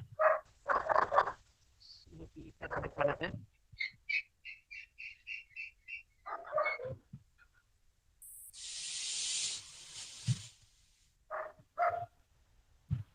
ठीक है ना, इस तरह का फ्लैट, इसको हम इस्तेमाल करते हैं फ्लैट बार्स को कहाँ पे, ग्रिल में इस्तेमाल किया जाता है। ठीक है, इस तरह का स्टील का फ्लैट बार्स होता है। ठीक है, और रिब्ड माइल्ड स्टील बार होता है। माइल्ड स्टील बार को हम थोड़ा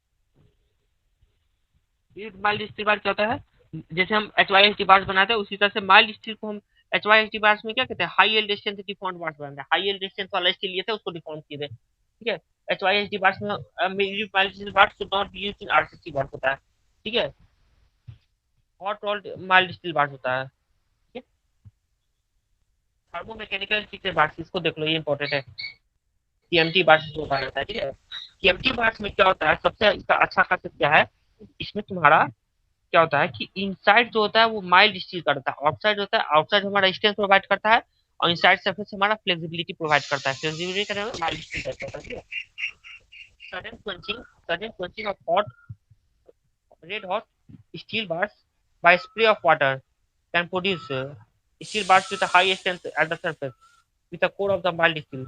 At the core of the wire is steel hot. The heat inside the helps in tempering the surface. ठीक है, कोर में हमारा वायर जो हमारा स्टील हॉट रहता है, आउटसाइड हमारा ठंडा रहता है।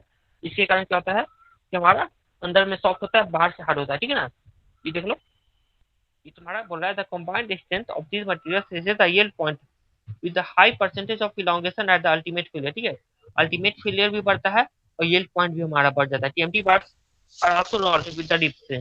रिप्स हम जनरली क्यों देते हैं, रिप्स हम देते हैं क्यों, रिप्स हम एक तरह से ग्रुप प्रोवाइड करने के लिए देते हैं। ठीक है ना, रिप्स देते हैं तो हमारा जो कंक्रीट के साथ जो बाइंडिंग होता है थिकनेस से वो ज्यादा अच्छा हो जाता है।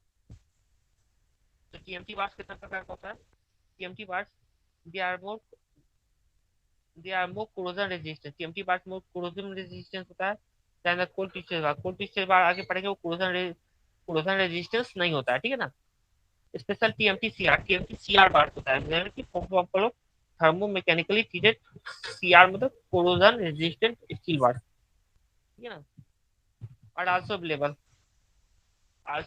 इन the market in which high strength corrosion resistance. कितना प्रकार का टीएमटी बार होता है, एफई 500, एफई 450 और एफई 550। कोल्ड ट्विस्टेड बार्स होता है, कोल्ड ट्विस्टेड बार्स इंडिया में पहले यूज किया जाता था, लेकिन अब इस्तेमाल इसका नहीं करते हैं। क्यों नहीं इस्तेमाल करते हैं, क्योंकि जो कोल्ड ट्विस्टेड बार्स होता है वो थोड़ा ब्रिटल नेचर का होता है। ठीक है ना, cold twisted deformed bars, these were the first high strength bars introduced in India in 1960। these bars the first hot roll received ज्यादा में पड़ते हैं। ठीक है, TP बार्स कमी, ये बोलो, cold twisted bar introduces residual resistance, these bars corrode much faster। ठीक है, corrode much faster than other steel। ठीक है, corrode much faster होता है cold twisted bar। ये लास्ट टॉपिक है, ये हमारा खत्म है इस चीज। ठीक है, welded fabrics, welded wire fabrics क्या होता है, ये देख लो, इसमें वेल्डेड वायर फैब्रिक्स का फोटो देखो पहले।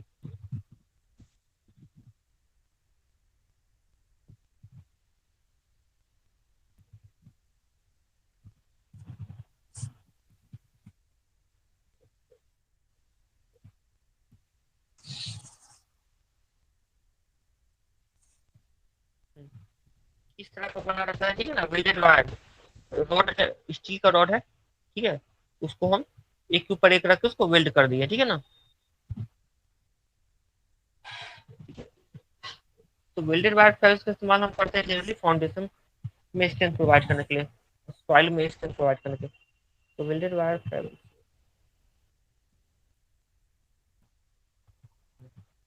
वेल्डेड वायर फाइल्स क्या बोल रहा है, welded wire fabric is fabricated from a series of wires arranged at right angles, ठीक है, इस तरह से अरेंज था हमारा, राइट एंगल्स इस तरह से 90 डिग्री पर अरेंज था, और हर पॉइंट पे हमारा वेल्डिंग किया हुआ था, ठीक है ना, एंड पॉइंट पे वेल्डिंग किया हुआ था। स्टील का बार है, स्टील के बार को एक ऊपर एक रख के उसको वेल्ड कर देता है, ठीक है।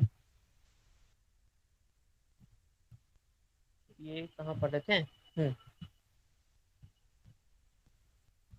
It is made from a medium tensile steel rod or from the higher diameter mild steel bar. It is much stronger than the mild steel iron with different width rod. Fabrics are various used in reinforcement concrete construction. It is mostly used for the floor slab. ये पढ़ लो, important है, कहाँ इस्तेमाल होता है, floor slab on well compacted ground, ठीक है, well compacted ground करने का क्या मतलब है, कोई डैम बना रहे हैं, ठीक है, तो वहाँ पे वेल्डेड वायर फैब्रिक्स का इस्तेमाल कर सकते हैं। Heavy fabric supplied mainly in flat sheets is often used in walls for the primary reinforcement in the structure floor slab. It is also used in road and the runway pavement, box culverts, and the small canal linings. Canal linings. Canal lining किसको कहते हैं, कोई भी canal बना तो उसके outer surface पे हम कोई भी मटेरियल का, जैसे कि लाइट का लाइनिंग करते हैं, ठीक है, सीमेंट लाइन का लाइनिंग करते हैं, तो उसको कैनाल लाइनिंग कहा जाता है, ठीक है ना। Four numbers are used to define the type of the steel wire, 6x6, 6x6 and 8x8, ये इस तरह से इसको वेल्डेड वायर को इस तरह से डिनोट किया जाता है, 6x6 और 8x8, और इस तरह से डिनोट करते हैं। 6x6 क्या है, 6 और 6, 6 और 6 हमारा क्या है, लेंथ है, ठीक है, मान लो कि ये हमारा इस तरह से ये शेप है, ठीक है, तो ये हमारा क्या हो गया, ये 6 हो गया, ठीक है, ये भी 6 हो गया, 8 8 हमारा क्या हो गया, जैसे कि हॉरिजॉन्टल हमारा डायमीटर 8 है, ठीक है ना, मान लो कि ये वर्टिकल का डायमीटर 8 है, 8 mm डाया है, हॉरिजॉन्टल भी हमारा 8 mm डाया का है, ठीक है ना, इस तरह से डिनोट करते हैं इसको वेल्डेड वायर फैब्रिक को, ऐसे डिनोट करते हैं 6x6 to 8x8। The first number 6 denotes the indicated lengthwise spacing of the wire in the inches, and the second number 6 indicates the crosswise spacing of the cross wire or wire in the inches. The last two numbers 8x8 indicates the last two number 8x8 हमारा क्या indicate करता है, size of the weld, ठीक है, size of the weld मतलब कि weld का कितना साइज है हमारा, इन एडिशन टू, चलो खत्म हो गया ये कुछ नहीं है, ठीक है ना। ये तो अभी तक हम पढ़ लिए इस चीज के बारे में, एक चीज हमको और पढ़ना है, लास्ट टॉपिक था, कितना बज रहा है, 3:15, एक टॉपिक और है कि टेस्ट ऑफ हिस्ट्री में हमको एक चीज पढ़ना इंपॉर्टेंट था, हार्डनेस टेस्ट, ठीक है ना, हार्डनेस टेस्ट हमको पढ़ना है, तो वेट करो एक सेकंड, 2 मिनट वेट करो, हम थोड़ा एक नोट्स बना रहे थे, नहीं बना थे ना, तो हम अभी बता देते हैं।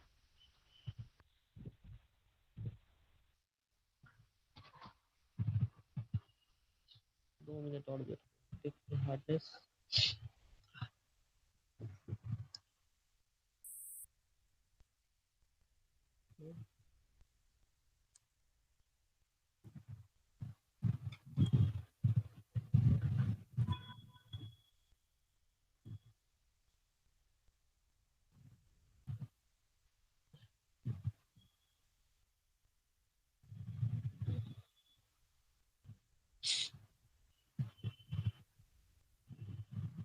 एक टेस्ट और बचता है हमारा, स्टील में हार्डनेस टेस्ट करना है ना, तो हार्डनेस टेस्ट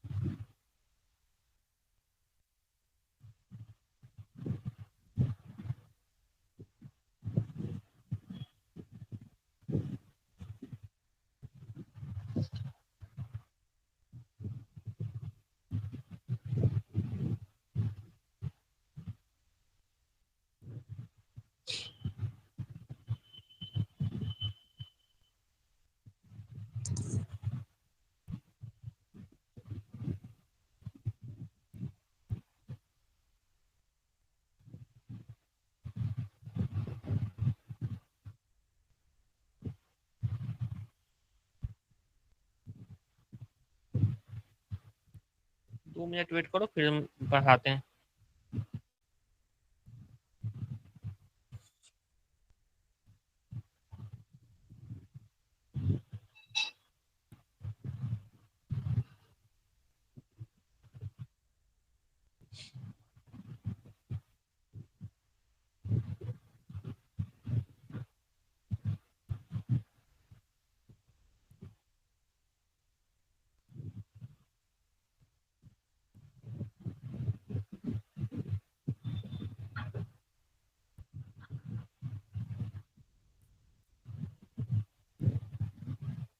ये हार्डनेस टेस्ट भी पढ़ना है तुम लोगों को। हेलो,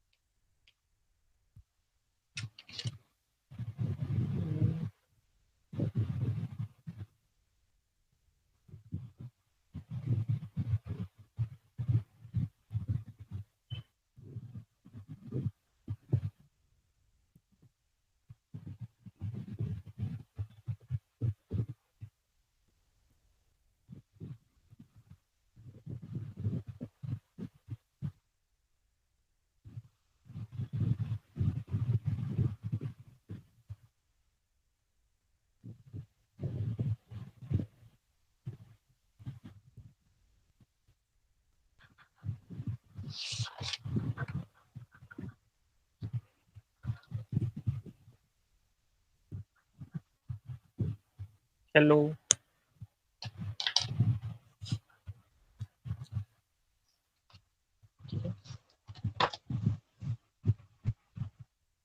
देख लो हार्डनेस टेस्ट हमें पढ़ना था, ठीक है ना।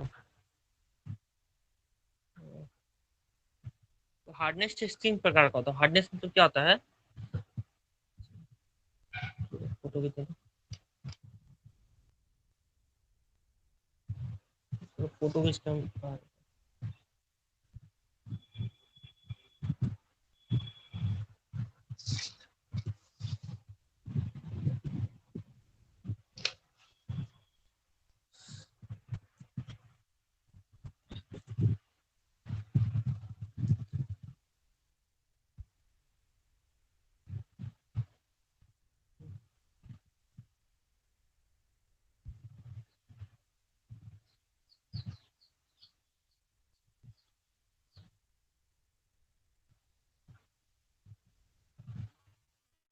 किया,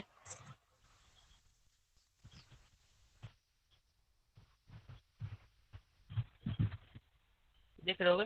हार्डनेस टेस्ट हम कैसे करते हैं। हार्डनेस टेस्ट हम 3 तरीका से करते हैं। एक तो होता है हमारा ब्रेनेज हार्डनेस नंबर, होता है ब्रेनेज हार्डनेस नंबर होता है, ठीक है। एक होता है हमारा विकर्स हार्डनेस टेस्ट होता है।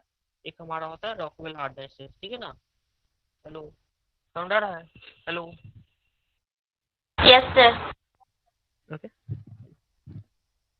हार्डनेस टेस्ट में हमारे पास तीन तरीका होता है, ब्रिनल हार्डनेस नंबर होता है, और हमारा वीकर हार्डनेस होता है, और एक होता है रॉकवेल हार्डनेस। तीन तरीका से हम जनरली स्टील या हार्डन मटेरियल को टेस्ट करते हैं, ठीक है ना। तो इसमें देख लो, ब्रिनल हार्डनेस टेस्ट में क्या करते हैं कि एक मटेरियल लेते हैं, ठीक है, मटेरियल को लेते हैं, उसके बाद क्या करते हैं, उसको कोई चीज से दबाते हैं। दबाने का मतलब क्या कि उसको इंडेंटेशन करते हैं, ठीक है। इंडेंटेशन मतलब होता है कि एक मार्क करना, ठीक है, मार्क करते, फिर वो जो मार्क आता है उस मार्क का डायमेंशन हम देखते हैं, ठीक है। हार्डनेस में क्या होता है कि एरिया फोर्स बाई एरिया हम कहते हैं, ठीक है ना, फोर्स बाई कितना एरिया ऑफ मार्क है, ठीक है। वो area mark general formula hardness hardness value निकालने के लिए करते हैं कि कितना फोर्स लगाएं, ठीक है, कितना हम फोर्स लगाए हैं और कितना हमारा एरिया ऑफ इफेक्टेड एरिया है, ठीक है। मान लो कोई फोर्स लगाते हैं कोई चीज पे, जैसे कि अगर, कहने का क्या मतलब है इसमें, इसको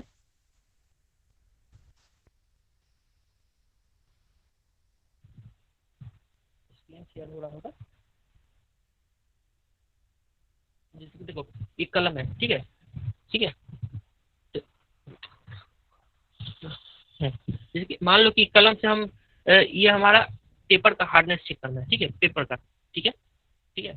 तो कलम से हम यहाँ से इसको दाबे, ठीक है, फोर्स लगाएं, कितना एरिया ये कवर हुआ, ये डॉट टाइप का दिख रहा होगा, है ना, ये शो नहीं हो रहा होगा शायद, ये दिख रहा है ये डॉट टाइप का, कितना एरिया इंडेंट किया, ठीक है, कितना एरिया हमारा उस पर दाग बनाया, ठीक है, ठीक है।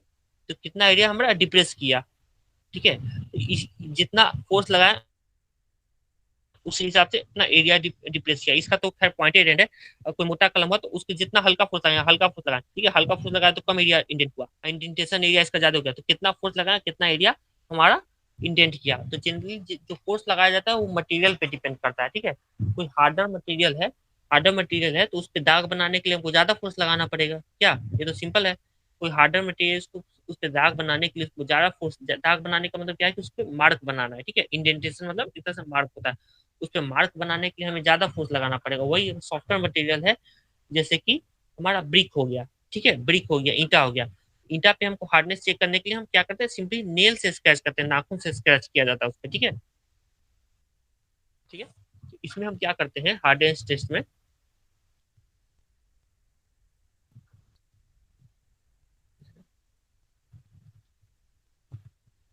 ठीक है, हार्डनेस टेस्ट में क्या करते हैं, पहला है हमारा Brinell hardness test. Brinell hardness test में क्या करते हैं, इंडेंटेशन टूल मटेरियल, मतलब कि कोई मटेरियल होगा, जैसे कि मटेरियल हम, जैसे पेपर पे हम दाग बनाना है, तो कलम का जो ऊपर वाला टॉप मटेरियल है वो कोई मटेरियल है, ठीक है, पेंसिल से दाग बनाएंगे तो इंडेंटेशन मटेरियल हमारा ग्रेफाइट हो जाएगा, है ना, जिससे हम दाग बनाना चाहते हैं, ठीक है। तो वो हार्डेंड स्टील का बना होता है, इंडेंटेशन टूल का मटेरियल जो है हार्डेंड स्टील का बना होता है, ठीक है। ये समझ में आ रहा है। हेलो, हेलो, स्लीप हो गए क्या तुम लोग। हेलो, हेलो, साउंड आ रहा है। हेलो,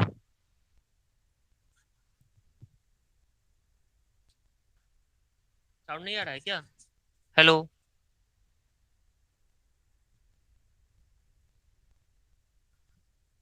हेलो उत्तम, हेलो, हेलो राजीव, साउंड आ रहा है।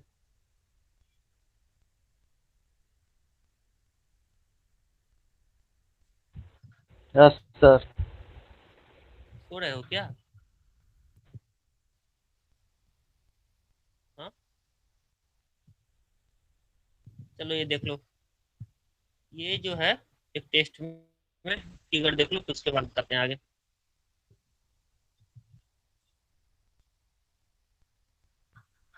चिंता हो गई क्या?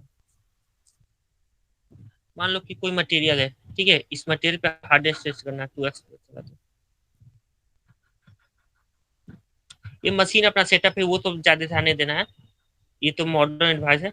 ये माइक्रोस्कोप है, माइक्रोस्कोप से हमारा जो घुमा ऊपर वाला वो माइक्रोस्कोप था, माइक्रोस्कोप से हम बताएंगे कि कितना डायमीटर ऑफ हमारा मार्क बना है। ये हमारा इंडेंटेशन टूल है, इंडेंटेशन टूल है। ये इसको एनविल कहा जाता है, एनविल होता है जो अभी गोल गोल घुमाया उसको एनविल कहा जाता है, ठीक है ना।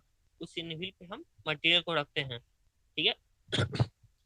और तो ये देख लो, जैसे कि देखो ये नीचे वाला मटेरियल है, ऊपर वाला हमारा इंडेंटेशन मटेरियल है। अभी इस फिगर में दिख रहा होगा इंडेंटेशन वाला मटेरियल जो हमारा स्फेरिकल शेप का है ना, स्फेरिकल बॉल है।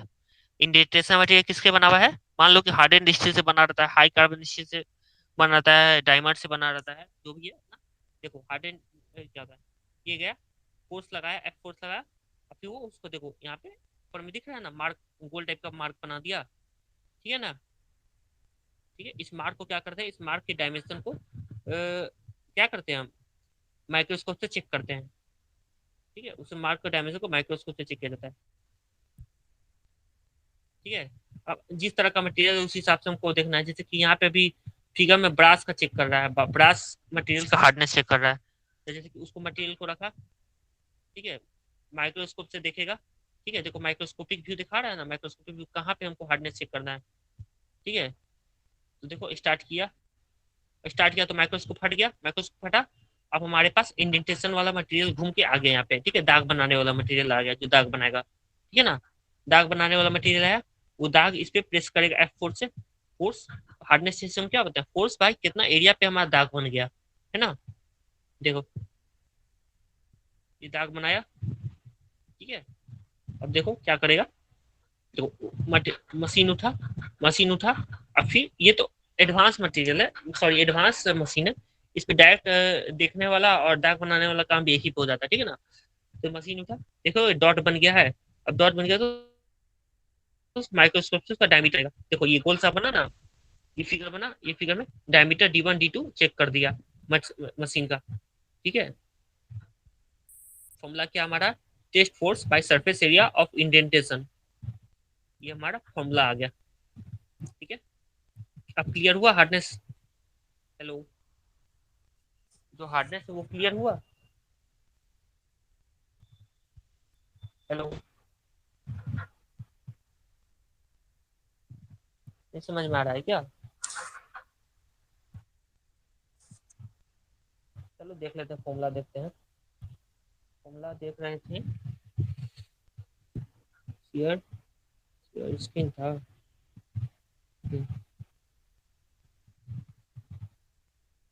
ठीक है, चलो, तो हम क्या देख रहे थे, types of hardness, business hardness number है, बिजनेस हार्डनेस में इंडेंटेशन टूल हमारा हार्ड स्टील का है। उस टूल का शेप क्या है, गोल है, स्फेरिकल बॉल टाइप का है। ठीक है, स्फेरिकल बॉल का शेप है स्फेरिकल बॉल का शेप है। वो किसके लिए इस्तेमाल होता है, ये वाला बिजनेस हार्डनेस टेस्ट। कौन कौन से मटेरियल के इस्तेमाल करते हैं, माइल्ड स्टील के लिए, एल्यूमिनियम के लिए, लो कार्बन स्टील के लिए, कॉपर के लिए। ठीक है, कुछ कुछ मटेरियल का नाम याद रख लेना, mild steel, aluminium, low carbon, copper. ठीक है, अब ये फिगर देख रहे होगे, ये फिगर हमारा ऊपर वाला टी फोर्स लग रहा है, और जो डी डायमीटर का हमारा बॉल है, स्फेरिकल बॉल, वो बॉल किससे बना है, हार्डन स्टील से बना है। ठीक है ना, हार्डन स्टील से। ऊपर वाला मटेरियल है, मटेरियल पे फोर्स लगाया तो दाग बना, तो डी डायमीटर का हमारा दाग बना, डी इस तरह से एवरेज हो गया। एवरेज किस आ गया, D1 + D2/2।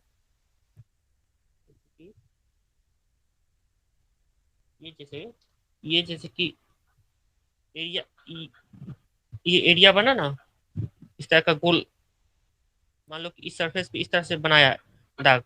ठीक है, तो ये मान लो कि ये D1 है, ये मान लो कि D2 है। जरूरी है कि प्योर स्फेरिकल तो बना नहीं होगा, कुछ उबड़ खाबड़ भी बना होगा, तो D1 + D2/2 कर देते हैं। ठीक है, जनरली। ठीक है ना, तो हम क्या करते हैं, सबसे पहले हार्ड मटेरियल का बना है, ये चीज जो है, ये हमारा स्फेरिकल बॉल है। स्फेरिकल बॉल हमारा हार्ड मटेरियल का बना है, और ये हमारा मटेरियल है जिसपे कि जिसका हार्डनेस टेस्ट हमको करना है। ठीक है, उस पर हम जाके पी फोर्स लगाएं, तो ये जो स्फेरिकल बॉल है इसको कंप्रेस करेगा तो डी डायमीटर का मार्क बनाया। ठीक है, डी कैसे निकाले, तो डी निकालने के लिए हम क्या किए, D1 + D2/2 कर दिए। ठीक है, तो BHN बिजनेस हार्डनेस नंबर क्या होता है, फोर्स P/π/2 × D, ये फॉर्मूला है, π/2 × D into D minus √D² - D², ये फॉर्मूला है। छोटा वाला डी क्या है हमारा, डाया ऑफ इम्प्रेशन इंडेंटेशन, में हो गया।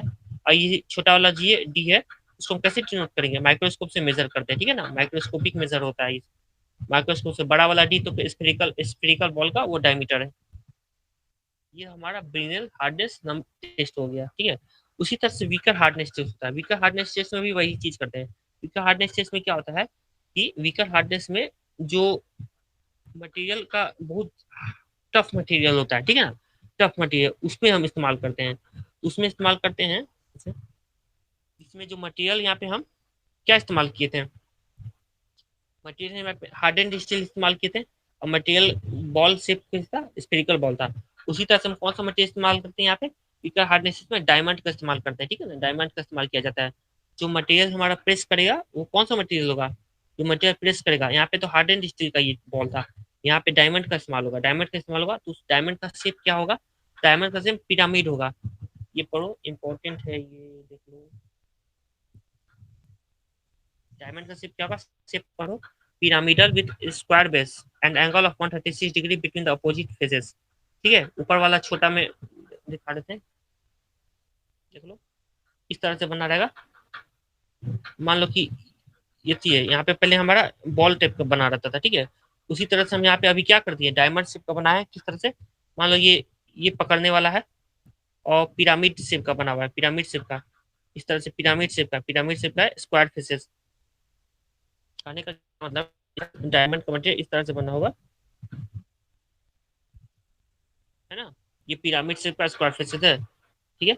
इसके आपस का फेस का एंगल कितना है बताओ, ये इंपॉर्टेंट है, ये हम ऑब्जेक्टिव में पूछेंगे भी, ठीक है, ये ऑब्जेक्टिव क्वेश्चन में मंडे को पूछेंगे, कितना डिग्री होता है, 136 डिग्री का होता है, इंपॉर्टेंट है, ये नोट करके रख लेना, ये इसके में एक ऑब्जेक्टिव पूछेंगे, ठीक है। 136 डिग्री का होता है विकट से इसमें, ठीक है, 136 डिग्री का होता है।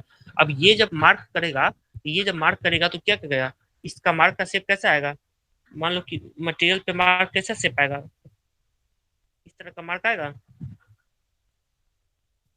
मटेरियल पे, मटेरियल को दाबेगा, ठीक है, जिस तरह का ढांचा बनेगा उसी तरह का पे मटेरियल पे शेप बनेगा, ठीक है।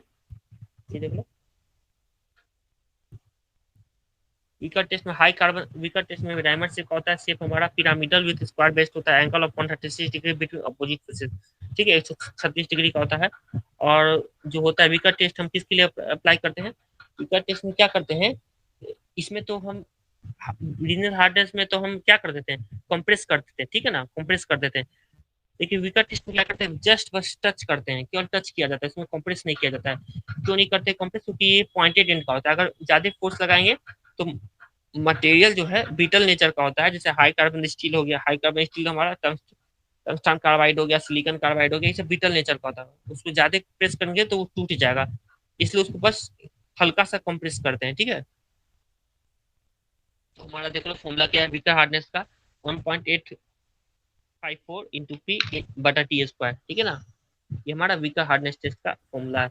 उसी तरह से रॉकवेल हार्डनेस टेस्ट का, तो रॉकवेल हार्डनेस टेस्ट किस मटेरियल की करते हैं, रॉकवेल हार्डनेस टेस्ट हम सभी मटेरियल के लिए कर सकते हैं, ठीक है। तो उसमें हमारा शेप हमारा डायमंड होता है, डायमंड मटेरियल बना है, डायमंड का मटेरियल होता है, और जो शेप होता है जो कि गड्ढा करेगा, दबाएगा, वो होता है कोनिकल शेप का, ठीक है, 120 डिग्री पे एंगल रहता है, ठीक है। ये देख लो मटेरियल में कैसा मार्क आएगा, मटेरियल में हमारा भी शेप का कोनिकल शेप का मार्क आएगा, इसका डेप्थ हमारा डीपी होगा, और Rockwell hardness test is inversely proportional to depth of penetration, अगर डेप्थ ऑफ पेनिट्रेशन ज्यादा है, आसानी से पेनिट्रेट कर जा रहा है, ठीक है, कोई चीज आसानी से डेप्थ ऑफ पेनिट्रेशन जा रहा है, आसानी से पेनिट्रेट कर रहा है, तो रॉकवेल हार्डनेस हार्डनेस उसका उतना ही कम होगा, है ना, जो चीज आसानी से पेनिट्रेट कर रहा है उसका हार्डनेस उतना ही कम हो जाता है, ठीक है। चलो तो हार्डनेस भी बता ही दिए हैं, इसको पढ़ना ये बढ़िया है। ये बिगिनर हार्डनेस टेस्ट क्या होता है, बिगिनर हार्डनेस टेस्ट किसके लिए यूज होता है, mild steel, aluminium, low carbon steel, copper के लिए। वीकर हार्डनेस टेस्ट किसके लिए यूज होता है, हाई कार्बन और सिलिकॉन कार्बाइड और टंगस्टन कार्बाइड के लिए, ठीक है। वीकर हार्डनेस टेस्ट हम क्या करते हैं, वीकर हार्डनेस टेस्ट में ज्यादा इंडेंटेशन नहीं मारते, बस हल्का सा उसमें टच मारता है, टच मारता है फिर उसके बाद हट जाता है, ठीक है। इसमें क्या होता है, फॉर्मूला आता है 1.854 इन पी बटा डी स्क्वायर, डी कैसे निकालते हैं, d1 + d2, इसलिए वहां पे निकाले थे ऊपर में, d1 + d2। इसका एंगल कितना होता है, एंगल 136 डिग्री का होता है, किसका 136 डिग्री होता है, जो हमारा शेप होता है वीकर हार्डनेस वाला ऊपर वाला मटेरियल जो डायमंड का बना रहता है, डायमंड का शेप पिरामिड होता है, स्क्वायर बेस वाला, ठीक है, 136 डिग्री का होता है। और क्या होता है, वीकर हो गया, विनल हो गया, रॉकवेल हो गया, रॉकवेल में वही शेप हमारा कोनिकल शेप का हो जाता है 120 डिग्री पे, ठीक है ना, 120 डिग्री पे हो जाता है। रॉकवेल हार्डनेस टेस्ट में depth of penetration inversely proportional होता है। ठीक है, 120 डिग्री का होता है कोनिकल शेप और डायमंड का होता है। ठीक है, तो क्लास ओवर कर देते हैं, ज़्यादा देर हो गया। ठीक है ना, अटेंडेंस ले लेते हैं, क्लास ओवर करते हैं। इसका जो है इंपॉर्टेंट अभी क्या क्या है फॉर्मूला, बिजनेस हार्डनेस टेस्ट का फॉर्मूला है BHN बराबर क्या होता है, ये देख लो। बिजनेस हार्डनेस नंबर होता है P/π/2D into D minus under root D² छोटा वाला D² को कैसे करते हैं, माइक्रोस्कोप से हम मेजर करते हैं। ठीक है, क्लास ओवर करते हैं। और किसी को कुछ डाउट है तो पूछ लो। हेलो हेलो, ठीक है, क्लास ओवर।